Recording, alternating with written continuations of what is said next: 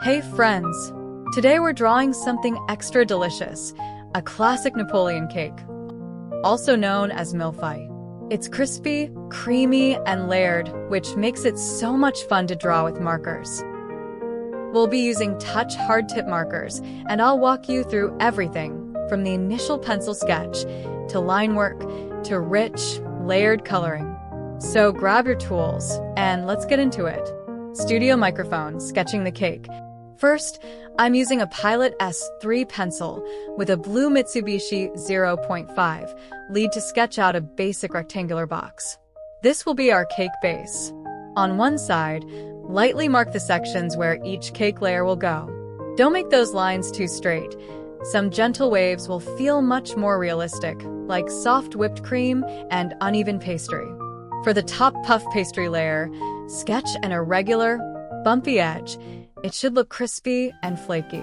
Then divide the top layer into large and small crumbly pieces, kind of like a broken crust. Start with a few big chunks, then break them down into smaller ones.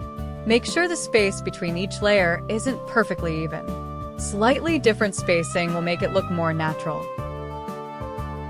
Inking. Round push pin if you want to skip ahead to coloring. Jump to 334. Okay, let's outline.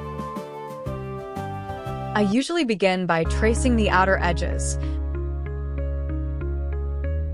but this time I'll smooth out some of those sketchy corners. The layered lines inside, you can break those up into short, sketchy dashes. It gives that soft texture you'd find in cream and cake.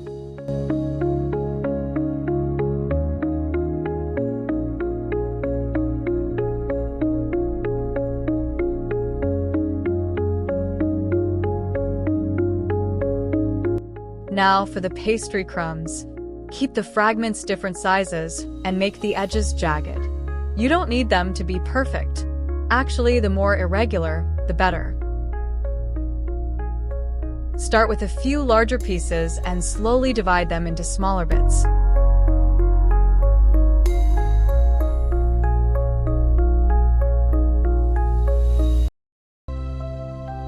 Remember, even the outer edges should look rough and zigzagged, like crumbling crust.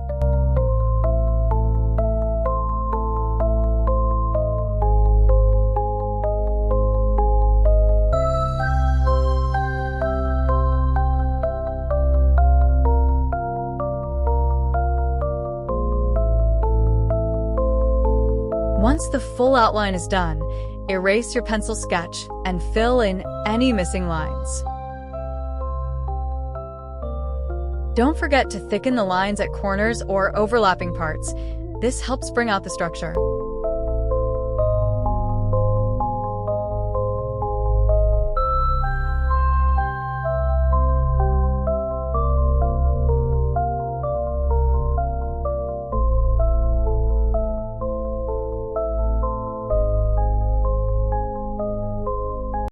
Also, I like to go over the outer contour one more time to bold the edges.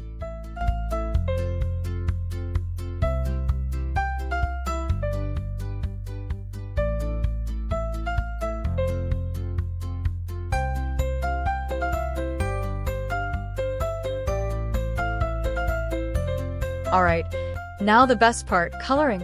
Let's start with a light beige as the base color for the puff pastry layers. Leave a few areas white for highlights, and go over some spots again to deepen the warmth. For the cream layers, you can use the same beige or go even lighter. Just brush along the edges where the cream shows.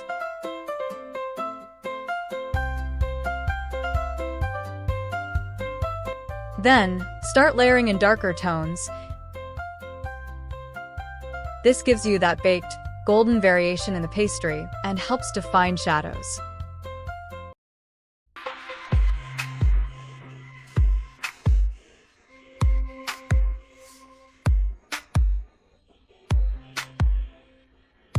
The darkest areas should be where crumbs overlap or cast shadows underneath.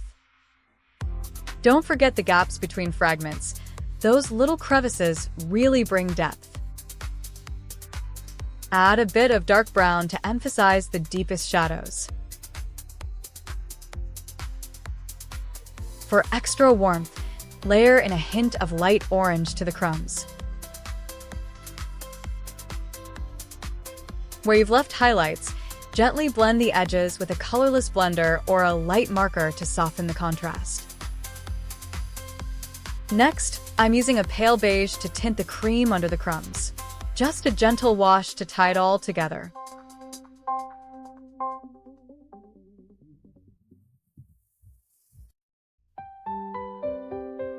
Use dark brown again to deepen any indents or edges that need contrast. Then refine the whole layer with a soft blend across the top. You can also add brightness back to certain spots with a pale tone. This brings dimension and balance. Now for the cream layers. Start with a very light gray as your base. Then use a slightly darker tone to shade the shadowed sides and inner dips.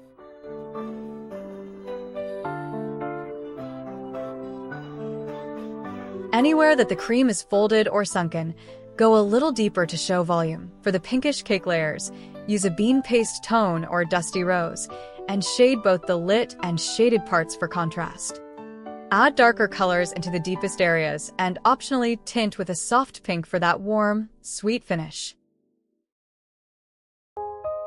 Add a bit of shading around the edges and dips, and touch up any small details.